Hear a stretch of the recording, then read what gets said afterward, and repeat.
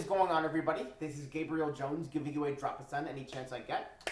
And today we are going to be going over the second half of August. This video is being recorded on Labor Day weekend. In fact, by the time it uploads, it'll probably be the official holiday. So I hope y'all are relaxing while you're watching this brand new episode. While we didn't get a ton of action in the second half of the month, I am still intrigued by what has been released. Of course, we got a brand new hot pop album to discuss in this episode, and there are going to be some brand new singles to shine the spotlight on.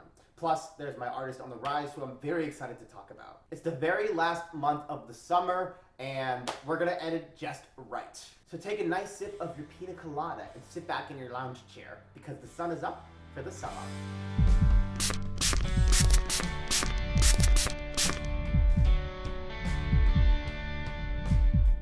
We got an end of summer treat in the form of Sabrina Carpenter's latest studio album, Man's Best Friend. Her background doesn't require much explanation because Hollywood has been following her for a long time.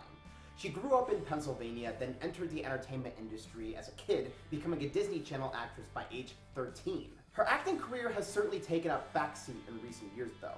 Sabrina's main focus is now music, which she had been practicing on YouTube ever since she was little. Honestly, it's hard to imagine she's currently on her 7th LP.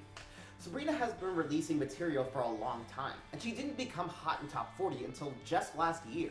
That was when Short and Sweet dominated the pop landscape, taking over 2024 with songs like Espresso, Please Please Please, and Taste. Sabrina is on a hot streak, and with Manchild turning into another smash hit, that momentum doesn't seem to be halting. But how does Man's Best Friend fare as an album? Well, we're going to be answering that question in just a few moments. For the time being, I want to give you my 4 to blast for this second half of August. These are the singles that I think could do a lot to shake up the music industry or leave a big impression on listeners. I want these to become extremely huge, and you should give them a shot. So with all that chit chat out of the way, let's talk about these new singles. First on deck is Doja Cat's Jealous Type. We're starting off this section with a big entry. After taking a backseat in 2024, Doja Cat is returning this year with a brand new album. The lead-off single is Jealous Type, which allows her to show off her rap flow and strong vocals. What's incredible is how Doja's new single infuses classic elements including New Jack Swing and updates it for a modern pop sound, featuring plenty of synthesizers. It's used to construct a story where Doja Cat is anxious about falling into a new relationship and warns a potential lover about how much jealousy she possesses. The build-up for Jealous Type is something to marvel at, with the rapper belting a powerful note along with a blazing saxophone. As the keyboard plays us out, we have completed an out-of-body experience. I think Doja Cat can feel comfortable knowing she has another hit in her collection. Now it's time to raise your horns for Cleveland's very own. Kid Cudi is no stranger to rock music. He's explored the genre as far back as 2010 with Erase Me, but what's inspiring is how he's using Mr. Miracle to sing about his personal struggles. When you take into account some of the trouble he's been put through, particularly at the hands of some disgraced music artists, you start to feel for the man. Certain life events are destined to exacerbate depression. Even Cudi himself reflects on how crazy his life has been these past few years, and he's just thankful that he's kept his head screwed on tight. With a low-pitched voice, he sings to the heavens about his mental health breakthrough, and it's paired nicely with noisy drums and an epic guitar solo. Truly, Mr. Miracle shows what freedom is like. Apparently, the Kid LAROI hasn't scored a ton of mainstream success after the blockbuster hit Stay. While he's made a few appearances on the Hot 100 occasionally, he's had no luck in recapturing the same magic he did with the 2021 single. My wish is for that to change with She Don't Need to Know.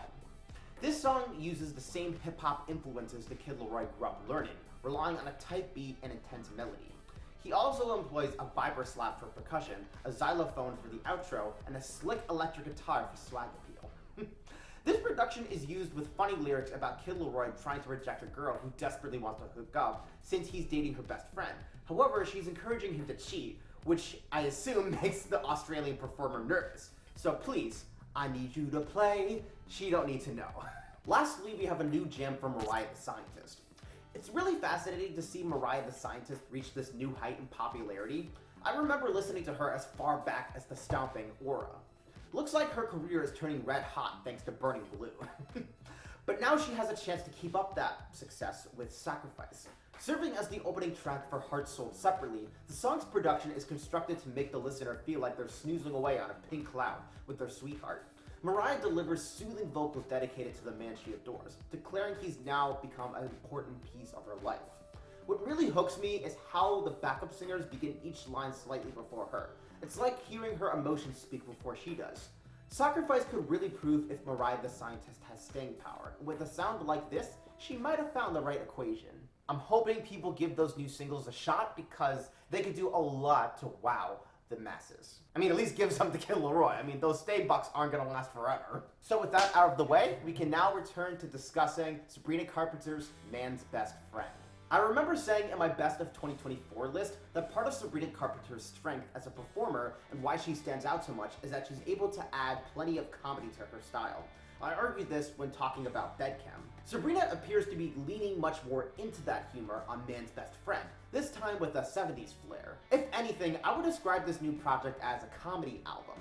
Not the sort of album you would get from Trevor Noah or Nikki Glazer, but a music album that relies on funny moments to sell the emotion. You could almost argue that the cover art, which sparked a healthy amount of controversy, is meant to be satirical, laughing at the idea that Sabrina would ever obey a man like a canine.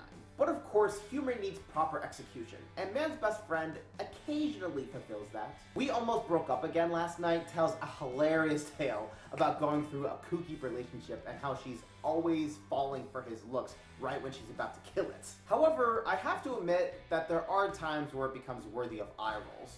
Like when she says she gets literally turned on when her man acts more responsible, or when she wishes for a guy a lifetime of never getting laid. It gets to a point where it feels a tad bit juvenile. Now when it comes to the sound, Sabrina and her team definitely leave a big impression. She worked closely with songwriting heavyweights Jack Antonoff and Amy Allen on the production, and these two prove why they get so much work. As I said before, this album feels like it relies on influences from the 70s, with her country rock seemingly channeling Dolly Parton. This also becomes apparent when they use funk for When Did You Get Hot and disco for House Tour. Hearing her use this classic time period for a more explicit record is fascinating. In the end though, I feel as if this record is trying a bit too hard to be shocking and make headlines. The album does have tracks worth returning to. In fact, I would suggest to Sabrina to push My Man on Willpower as the next single. But it lacks the same fun, citrusy spirit as Short and Sweet. I think I'll be enjoying this set at a matinee price. Again, there are some songs that I think could serve as legitimate singles and maybe even top charts, but I think I'm leaning towards this album being a meh.